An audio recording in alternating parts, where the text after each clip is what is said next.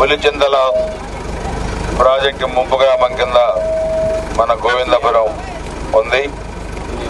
ఈ గ్రామాన్ని మనం అధికారంలో ఉన్నప్పుడు ఒక ప్రత్యేకమైన ప్యాకేజీ తీసుకొచ్చి ఇక్కడ గోవిందపురం గ్రామంలో కూడా మనం దాదాపుగా 7.5 లక్షల నుంచి 10 లక్షల రూపాయలు మనం ప్యాకేజ్ కింద ఇప్పించాం.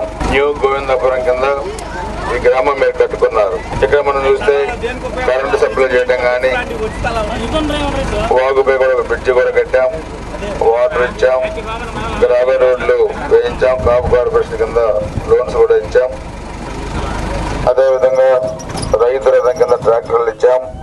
మనం ఉన్నప్పుడు కూడా చూస్తే 2016లో పుష్కరాలు వచ్చినప్పుడు పుష్కర ఘాట్లు కట్టించాం.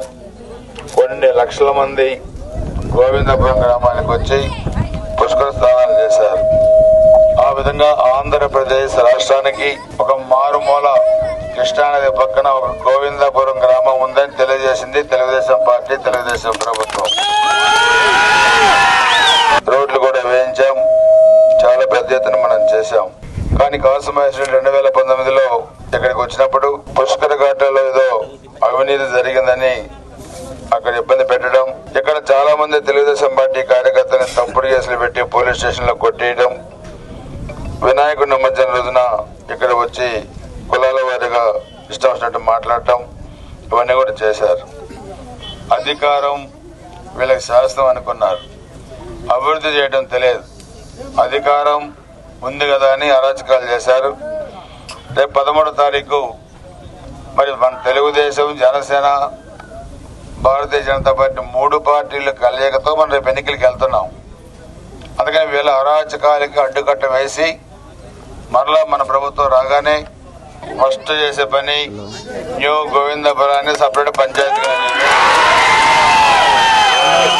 అభివృద్ధి చేయడం చేత కాదు. కానీ మనం అభివృద్ధి వేసిన శిలాఫలకాలు పగలగొట్టారు. ఇప్పుడు మీకు చెప్పారు ఒక బల్బు కూడా వేయలేదని, ఒక రోడ్డు కూడా వేయలేదు.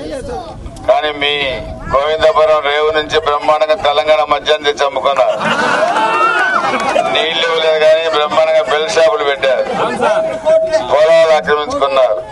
అందుకనే ఈ దుర్మార్గమైన ప్రక్రియకి మనం తెరదింపాలి. మీకు తెలుసు, ఖచ్చితంగా ఈ గ్రామానికి కావాల్సిన అన్ని నిధులు మొట్టమొదటిది గ్రామ పంచాయతీ చేయటం, 2 సిమెంట్ రోడ్లు వేయటం, 3 నీళ్ల ట్యాంక్ కట్టి మంచినీళ్ళు ఇవ్వటం, 4 ఊరు మొత్తం కూడా కరెంటు స్తంభాలు వేసి బల్బులు ఇవ్వటం, చర్చికి నిధులు ఇస్తాం, తర్వాత గుడికి నిధులు ఇస్తాం, స్కూల్ బిల్డింగ్ కూడా కట్టిస్తాం, అంగన్వాడీ బిల్డింగ్ కూడా కట్టిస్తాం. ఆలోచించండి. పార్టీలకు అతీతంగా మన గ్రామాన్ని మనం అభివృద్ధి చేశాం. పార్టీలకు అతీతంగా పులిచింతల ప్యాకేజ్ ఇచ్చాం.